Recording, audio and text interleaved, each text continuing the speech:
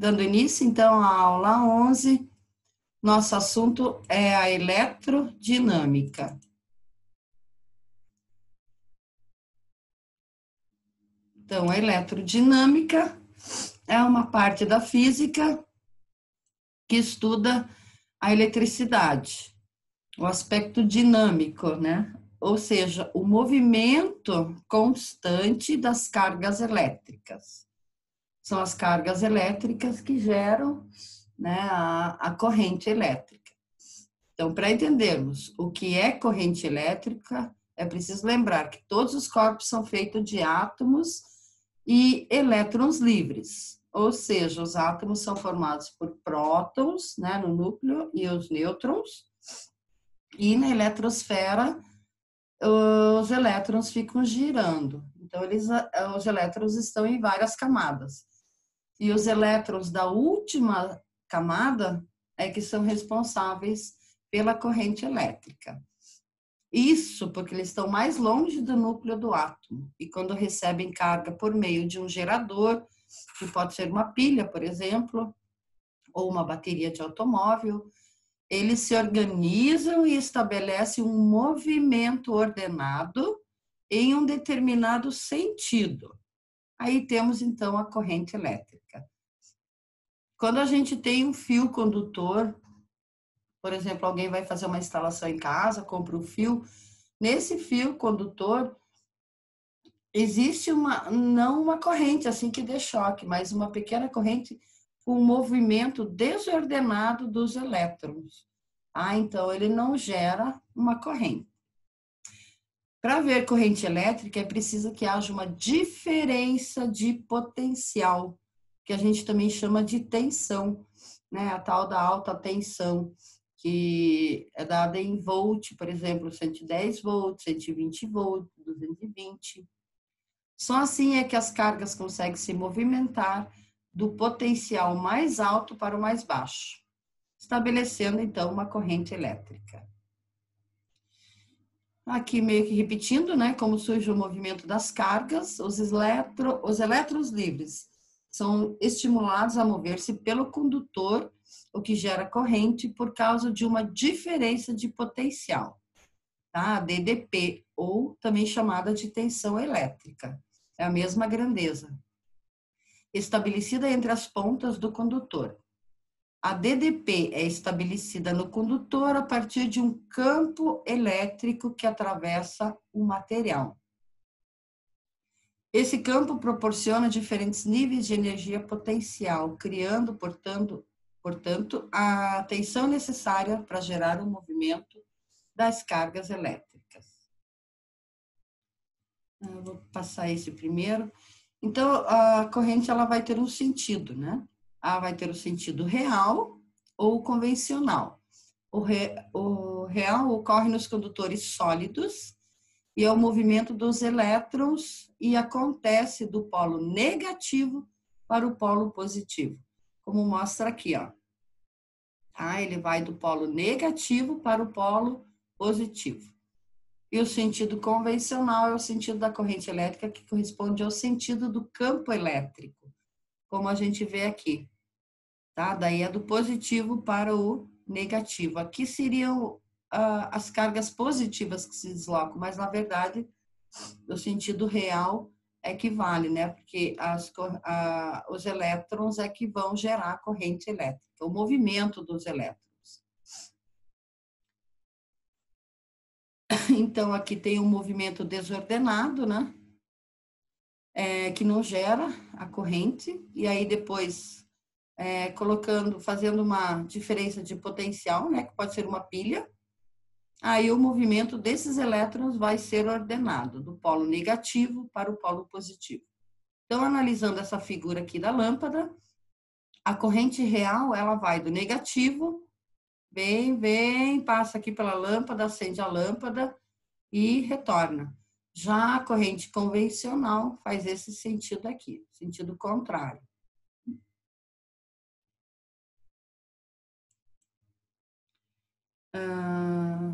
Mais baixo, a intensidade da corrente, que a gente representa pela letra I. Então, a intensidade da corrente é determinada pela razão, ou seja, pela divisão, né? Entre a quantidade de cargas, que é o Q, que atravessa uma determinada seção de um condutor, pelo tempo gasto na passagem dessa carga. Então, o tempo é o intervalo de tempo, né, que é dado em segundos, e a carga elétrica tem como unidade o coulomb. Então, como que a gente vai... assim, ó, só mostrando aqui para vocês, isso aqui seria uma seção transversal, né, de um tubo, por exemplo, de um fio condutor. Então, eles contam o tempo de um segundo, quantos elétrons passam por essa seção em um segundo. Isso vai nos fornecer a intensidade da corrente elétrica. Só relembrando que são corpos neutros, positivos e negativos. Um corpo ele é eletricamente neutro quando ele tem o mesmo número de cargas positivas no núcleo e o mesmo número de elétrons, né, de cargas negativas na eletrosfera. Então, se o número de positivo e negativo for igual, ele é um corpo neutro. Aqui, esse corpo, provavelmente, ele perdeu 2 elétrons. Ele tinha 4, perdeu 2, ou doou 2, ficando, então, eletrizado positivamente. E o corpo negativo, ele recebeu elétrons. Os prótons, eles nunca saem do núcleo, eles ficam lá no núcleo. Mas os elétrons, eles podem ser doados e recebidos pelos átomos, né? Então, nesse caso aqui, como tem excesso de cargas negativas, é um corpo eletrizado negativamente. E através dessa fórmula, a gente consegue calcular a carga elétrica de um corpo. Então, é a quantidade de eletricidade, né, ou de carga elétrica de um corpo. O N é o número de elétrons que o corpo ganhou ou perdeu. E o E é a carga elementar. Então, a carga elementar é um valor fixo. É 1,6 vezes 10 a menos 19 coulomb para o elétron, aí ele assume sinal negativo. E o próton, como é positivo, na verdade, ele tem a mesma carga, né? Só que assume o valor positivo. 1,6 vezes 10 a menos 19 coulomb. Então, se, por exemplo, a gente for, vamos supor, a gente vai calcular a carga desse corpo aqui. Ele está eletrizado positivamente. Quantas cargas ele tem em excesso? Duas positivas. Então, na nossa fórmula, o 2, que são 2 elétrons, né, que é o número de elétrons, multiplicado pela carga do próton. Aí vai dar um valor positivo. A natureza da corrente elétrica, ela pode ser eletrônica ou iônica. Então, a corrente eletrônica ou elétrica, né, também é constituída pelo deslocamento dos elétrons livres. Ocorre principalmente nos condutores metálicos. Então, nas residências, né, a instalação elétrica de residência. A corrente iônica é constituída pelo deslocamento dos íons positivos e negativos, movendo-se simultaneamente em sentidos opostos. Ocorre nas soluções eletrolíticas, né? Soluções de ácidos, sais ou bases, né? Que quando em solução eles se dissociam. E nos gases ionizados, como em lâmpadas fluorescentes. As grandezas elétricas, então a gente tem a tensão, né, que é a mesma coisa que a diferença de potencial, cujo símbolo é U ou UV, normalmente usa U, e a unidade é o volt. A corrente elétrica tem símbolo I, e a unidade é o ampere. Depois a gente vai ver resistência ainda, que é o R, a unidade é o ohm, né, o símbolo ômega, e a potência P, que tem a unidade o watt. A velocidade de um elétron. Quando ligamos o interruptor do circuito, quando ligamos uma luzinha, né? A luz acende assim em milésimos de segundo, né? No mesmo instante. O campo elétrico que surge no condutor é estabelecido quase que instantaneamente em todo o fio, pois a velocidade de propagação desse campo é praticamente igual à velocidade da luz. Então, é muito, muito rápido mesmo. E lembrando que a luz dá a volta no nosso planeta, na região do Equador, e em 1 segundo ela dá 6 voltas. Mas isso não é porque os elétrons viajam tão rapidamente, é porque ocorre um efeito dominó. Um elétron vai empurrando o outro. Então, é por isso que é rápido. Então, em um tempo muito curto, cerca de 10 a menos 9 segundos, todos os elétrons livres do fio estarão em movimento. Embora os elétrons que começaram a se mover nas proximidades do interruptor só alcance o filamento da lâmpada depois de um tempo muito longo. Portanto, os elétrons que provocam o aquecimento imediato da lâmpada são aqueles presentes em seu próprio filamento. Então, lembrando que é um efeito dominó, né? Os elétrons não viajam tão rapidamente. Aí existem os aparelhos de medida, né? O galvanômetro e o amperímetro, eles medem a intensidade da corrente elétrica. Só que o galvanômetro é utilizado para medir correntes de baixa intensidade.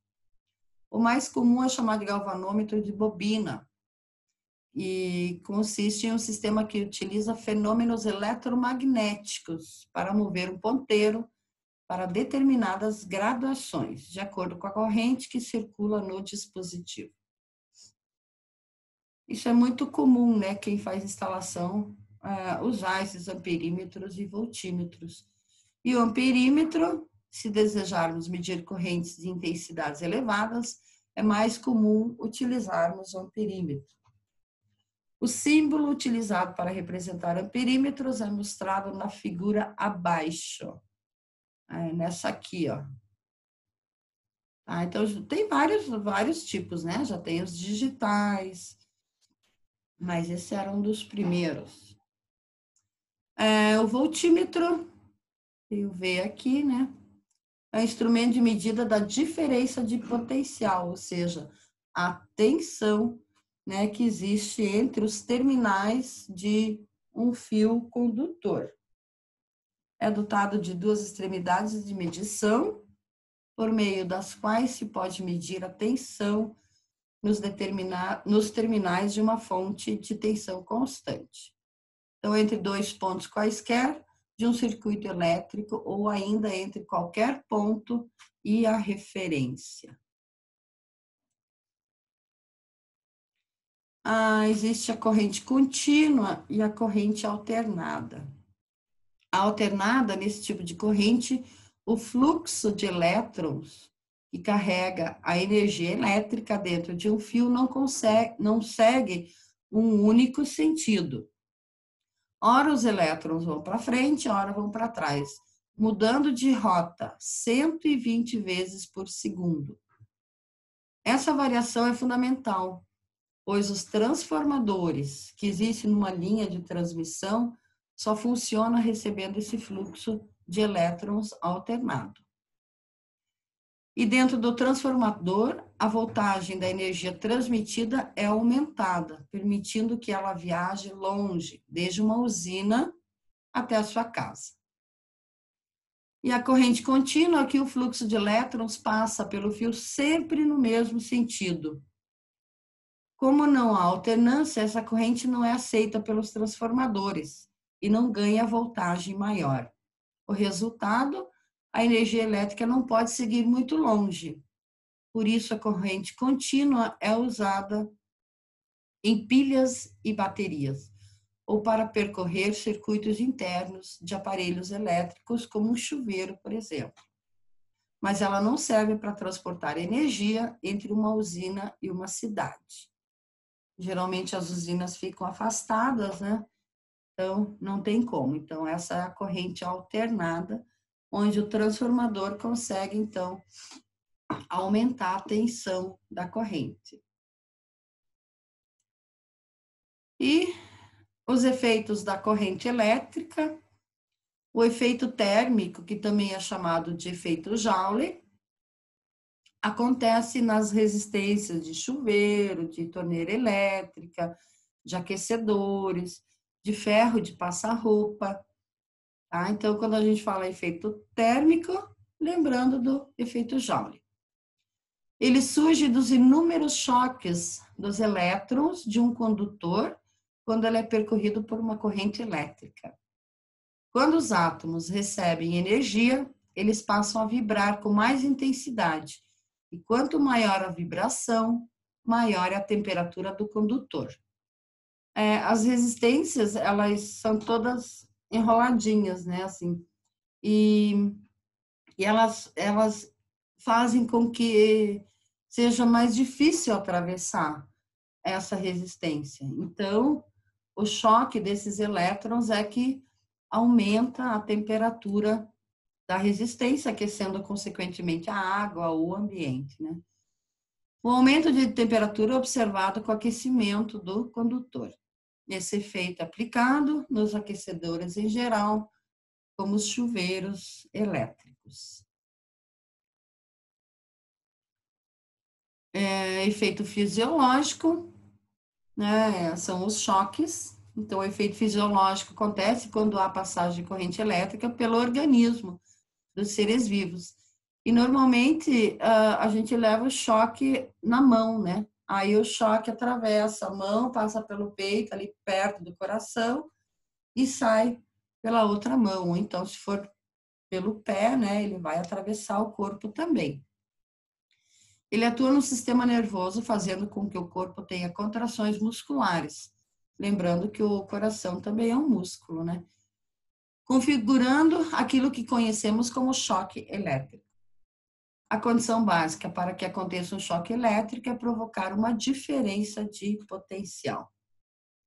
Então, uma corrente de até 10 miliamperes dá uma dor e uma contração muscular. De 10 a 20 miliamperes, essas contrações musculares já são mais fortes. De 20 até 100 miliamperes, pode ocorrer, né, parada respiratória.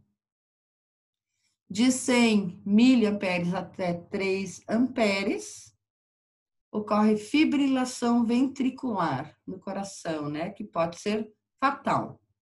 E acima de 3 amperes, ocorre parada cardíaca e queimaduras graves. O efeito magnético, ele manifesta-se quando há o aparecimento de um campo magnético na região próxima de onde se aplica a corrente elétrica. Isso a gente pode verificar colocando uma bússola próxima de uma corrente elétrica, né? A gente consegue perceber o magnetismo, né?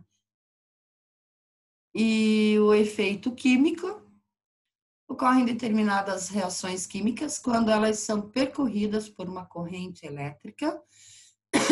Esse efeito é muito utilizado no recobrimento de metais, então na niquelação, na prateação, né? Então, esse é o efeito químico. Temos também o efeito luminoso, né? Que eles não colocaram na apostila, mas aí, né? Que transforma, então, a energia, a corrente elétrica em luz. E a nossa aula de hoje foi isso. Encerrando aqui, então. Encerrando a gravação. Muito obrigada, gente.